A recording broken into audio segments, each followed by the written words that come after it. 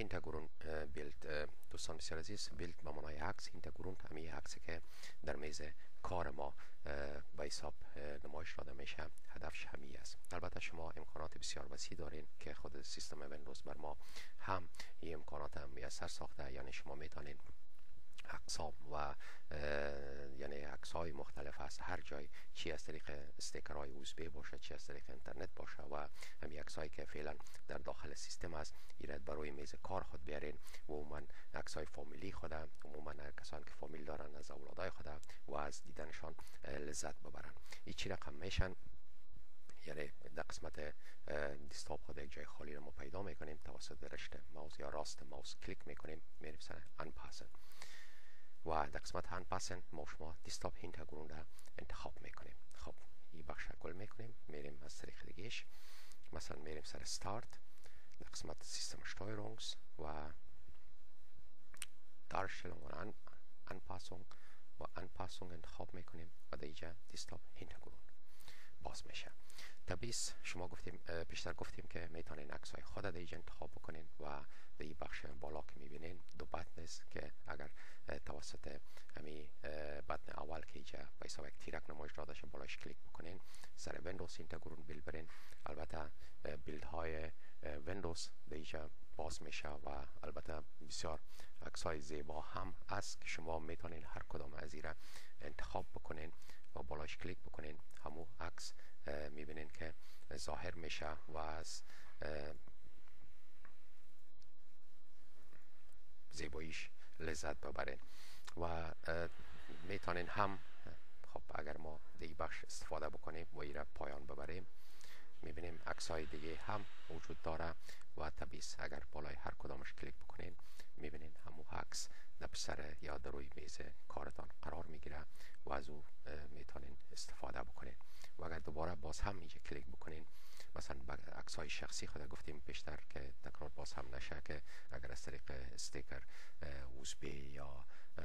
از طریق اینترنت که وقتی شما دانلود میکنین، البته او عکس ها را باید اولش پیشر بکنین، بعد از داخل یکی از دوسیه های ساختین و دوسیه را باز میکنین و طبیعیست از طریق دوش زوخن، یعنی وقتی که شما بفهمین در کجا هست، فرض مثال در اردن بیلد خود باز میکنین و در اردن بیلد در اینجا یکی عکس ها انتخاب میکنین و اوپن میکنین، یعنی باز میکنینش، یعنی این رقم امکان داره. هم باز مثلا میرین سر بخش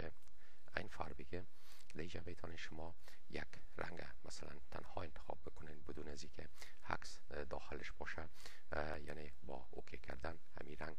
طبیعیست در اینجا باقی میمانه. خب پس سرمون عکس اولی خود میریم